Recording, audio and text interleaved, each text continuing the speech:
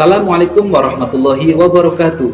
Selamat pagi pemirsa, kembali lagi bersama saya Rifki Abdul Rosyad di acara Edu News, mengabarkan berita-berita terpercaya, teraktual seputar dunia pendidikan yang kami rangkum dalam Edu News. Edu News hari ini akan menyampaikan informasi seputar dunia pendidikan di Kabupaten Banyumas. Pembelajaran di era COVID-19 ini dinilai kurang efektif. Banyak masukan dari masyarakat untuk mengadakan pembelajaran tatap muka.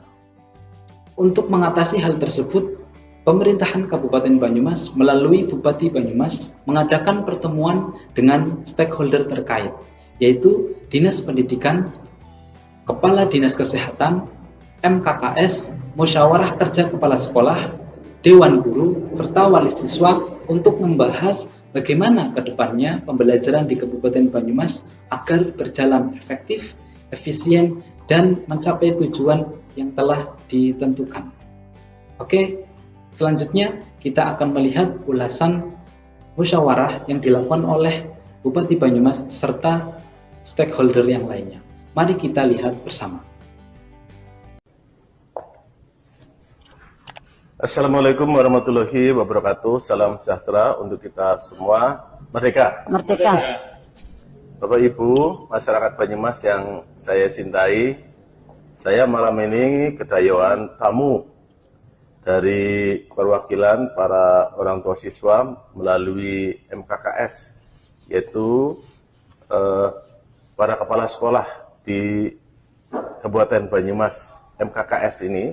Dan juga ada Ibu Kepala Dinas, ya, ada ini dari PAUD, perwakilan Bunda PAUD, yang menghendaki adanya sekolah tatap muka segera dibuka. Sekarang juga, waduh, mumet ini, ya.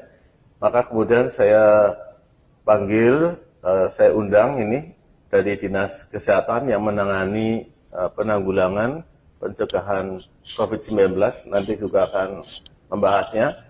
Untuk itu secara langsung aja, biar jelas dari Kepala Dinas sampaikan sebetulnya maksud tujuannya apa. Terima kasih Bapak. Sebelumnya saya menyampaikan permohonan maaf karena sudah mengganggu waktu istirahat Bapak. Kami menemui Bapak pada malam hari ini dalam rangka membawakan aspirasi dari masyarakat Bapak yang banyak bertanya dengan kegiatan pembelajaran jarak jauh. Terdapat kesulitan bagi masyarakat sehingga banyak masyarakat bertanya kepada Dinas Pendidikan kapan kira-kira sekolah di bawah jajaran pemerintah Kabupaten Banyumas bisa segera dibuka, segera dimulai untuk tatap muka. Demikian Bapak Bupati. Nah, kami didampingi oleh MKKS dan Bunda PAUD. Nanti secara teknis dari MKKS dan Bunda PAUD akan menyampaikan beberapa permasalahan yang ada di sekolah dan juga yang ada di kegiatan PAUD. Demikian Bapak. Silakan dari MKKS. Terima kasih Bapak. Mohon izin menyampaikan beberapa hal. Jadi memang seperti disampaikan oleh Ibu Ira tadi, bahwa memang banyak masukan dari para orang tua pada kami di sekolah. Memang faktanya di sekolah pembelajaran jarak jauh sudah kami laksanakan selama pandemi ini. Guru-guru juga belajar banyak tentang bagaimana menjalankan pembelajaran jarak jauh itu. Tapi waktu yang lama dan tidak ada kepastian kapan masuknya, ini ternyata membuat orang tua semakin resah Bapak. Akhirnya para orang tua lewat paguyuban orang tua kelas itu menyampaikan ke sekolah, mendesak ini kapan nih sekolah ini mau masuk.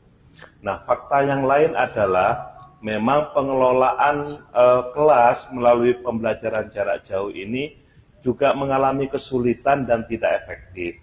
Kenapa? Karena memang anak dengan guru itu tidak pernah bertemu langsung. Banyak masalah di situ. Di antaranya memang seperti kedisiplinan anak itu tidak bisa kami kontrol. Keikutsertaan anak di dalam pembelajaran juga tidak bisa kami kontrol. Belum lagi dampak-dampak sosial yang lain, seperti misalnya anak lebih cenderung bergerombol malah justru bukan belajar bersama dengan temannya, jadi malah tidak mengikuti pembelajaran, malah justru melakukan kegiatan-kegiatan yang justru itu kontraproduktif dengan pencegahan COVID itu sendiri.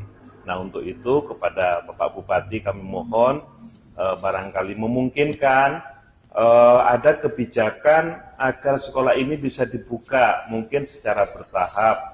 Yang terpenting adalah ada komunikasi antara antara guru dengan siswa, antara sekolah dengan siswa.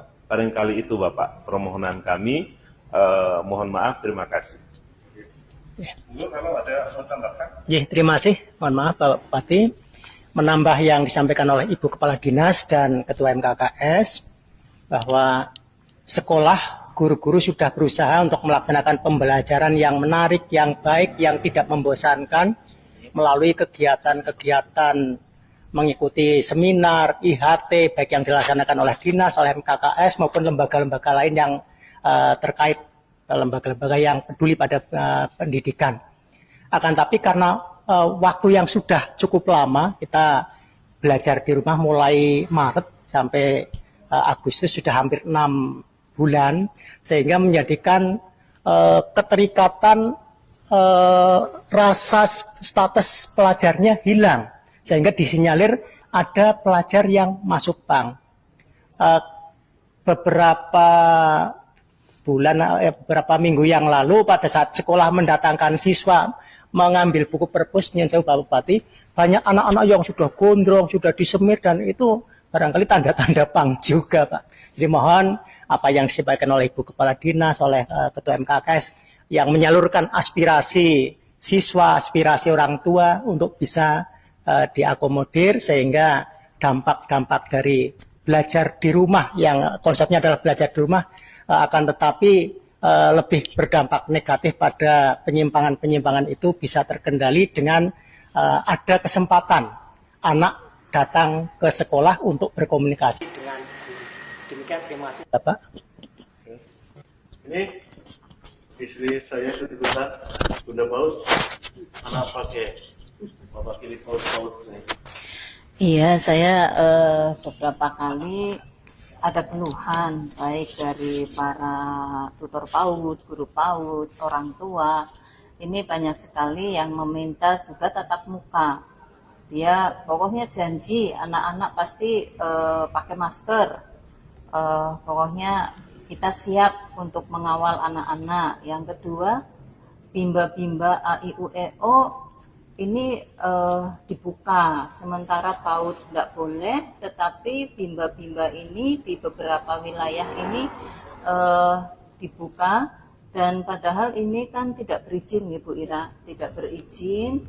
Jadi meresahkan baik guru-guru PAUD maupun para orang tua yang mungkin tidak bisa masukkan ke bimba. Nah, ini harus bagaimana, karena mereka juga sudah stres, para orang tua juga stres, anak-anaknya di rumah saja, anak-anaknya nangis, kepengen ketemu gurunya, kepengen ketemu teman-temannya gitu, karena mungkin anak-anak PAUD kan tidak bisa dibilangin. Mungkin itu saja. Oke. Untuk lebih jelasnya, saya ingin pendapat dari Dinas Kesehatan. Tegas saja nih, mereka minta untuk sekolah tatap muka segera. Jawabannya itu bagaimana nih kondisi di lapangan tentang penanggulangan COVID sekarang? Ya, sebelumnya mohon maaf Pak Bupati, kami perlu menginformasikan kepada Bapak, kepada Bu Ira, kepada MKKS dan Bunda PAUD bahwa kasus positif COVID sampai sekarang masih terjadi terus, dan sudah kita hitung RT-nya, angka reproduksi virusnya masih di atas 1, artinya menurut WHO kalau masih di atas 1, pandemi COVID belum terkendali. Kemudian angka positivity rate-nya juga kita hitung, Banyumas sekarang rata-rata memang di bawah 5, karena ketentuan WHO kalau di bawah 5 sebenarnya sudah risiko rendah. Tapi pernah meningkat sampai 12, karena kejadiannya juga kadang-kadang begitu ada hasil positifnya banyak. Kemudian yang ketiga, pertimbangan kedisiplinan masyarakat. Ternyata operasi masker juga Pak Bupati menemukan yang positif sebabnya tiga orang ya. Atas dasar itu Bapak, kami memberikan masukan secara epidemiologi di Kabupaten Banyumas bahwa kami belum bisa merekomendasikan atau mengizinkan bahwa anak sekolah bisa masuk sekolah dulu, Ya, Bapak. tegasnya itu tidak boleh atau belum boleh? Belum boleh, Bapak. Belum boleh. Karena akan kita evaluasi ke depan, 14 hari ke depan semenjak tanggal 30, kalau memang nanti angkanya semakin membaik, bisa dipertimbangkan pada 14 hari ke depan mungkin harus dibuka secara bertahap, Bapak. Oke. Ada ketentuan-ketentuan tertentu. Ngaten, Bapak? Oke. Jadi jelas sekarang dapat saya simpulkan bahwa satu, kita sudah mendengar langsung keluhan dari orang tua murid dan juga para guru. Bapak Ibu semuanya menghendaki sekolah tatap muka di dalam kelas untuk bisa segera dimulai. Tetapi saya juga menimbang kondisi real sekarang dari Dinas Kesehatan belum memungkinkan, atau sekarang itu tidak boleh. Tapi siapa tahu nanti setelah 14 hari itu boleh. Oleh sebab itu beriringan ya, sambil menunggu 14 hari ke depan, saya minta dipersiapkan aja ya. Nanti keputusannya nanti. Jadi strateginya begini. Nanti hari Senin berarti tanggal 10 ya. Ini tolong dari para guru kepala sekolah ini, juga dari Dinas Pendidikan ya, dari Dinas Kesehatan, bersama-sama membentuk taswas atau tim ya. Tim untuk membuat SOP, presentasikan di depan saya. Yang pertama adalah kemungkinan besar satu sekolah tapi lapang, sekolah lampang dari sekolah di alam ya. Itu untuk pembinaan karakter. Itu serasa bisa. Yang kedua adalah home visit, guru yang datang ke rumah-rumah murid dengan jumlah maksimal 5 orang ya. Kemudian yang ketiga, kemungkinan ada tatap muka di dalam kelas, dengan kelasnya harus dicek dulu bahwa sirkulasinya itu lancar, bagus, dan tidak pakai AC. Juga tidak boleh ada meja, ada kursi-kursi aja. Nanti dicek, harus sesuai dengan keputusan 4 menteri. Ya. Itu harus dipenuhi betul. Dan jumlah kapasitasnya itu maksimal 1/3 dari kapasitas yang ada, biasa. Itu misalnya, biasa 30, maka itu menjadi 10 orang, 10 aja per kelas. Ya. Itu sesuai dengan instruksi Pak Gubernur. Ya. 10 aja per kelas. Ya. Kemudian itu tolong buat SOP-nya juga. Dan itu mungkin hanya bisa berlaku untuk SMP dan SD itu kelas 4, 5, 6. Sedangkan 1, 2, 3 dan juga PAUD jangan dulu.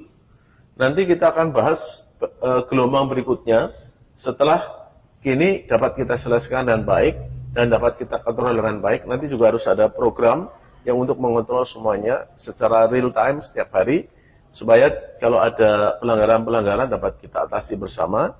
Dan juga untuk bimbel-bimbel AIUEO itu nanti harus ditertibkan. Nanti jadi pengiren-iren, ya. Itu sebetulnya tidak boleh. Nanti Dinas Pendidikan sama Satpol PP sama Dinas Kesehatan mengecek kondisi di lapangan. Saya minta masukkan data-data yang bimba AIUEO itu ada di mana saja, ya. Jadi yang PAUD kelas 1, kelas 2, kelas 3 belum bisa. Terus yang SD kelas 4, 5, 6 dan SMP keputusannya adalah nanti di tanggal setelah tanggal 18 kita rapat lagi ya menyelesaikan ini. Nanti surat edaran itu kita buat setelah tanggal 18. Kemungkinan bisa mulai sekolah. Kemungkinan kalau RT sama PR-nya itu sudah memenuhi syarat WHO ya. Jadi ini jangan hilain ini. Ya, siap. Syarat ini bahwa reproduksi rate-nya sama positivity rate-nya masuk persyaratan WHO. Ya, Pak. Itu masuk, maka tanggal 24 kemungkinan boleh. Tapi kalau tidak masuk, maka mohon maaf, itu tidak bisa kita penuhi. Jadi kita masih nunggu sampai 2 kali rapat, tanggal 10, tanggal 18. Nanti keputusannya surat edaran adalah setelah tanggal 18 dan bisa masuk tanggal 24. Itu paling cepat. Oke, ada lain lagi? Clear? Oke, makasih. Wassalamualaikum warahmatullahi wabarakatuh. Waalaikumsalam warahmatullahi wabarakatuh. Demikian berita EduNews hari ini. Saya, Rifki Abdul Rashad, mengucapkan terima kasih dan sampai jumpa. Wassalamualaikum warahmatullahi wabarakatuh.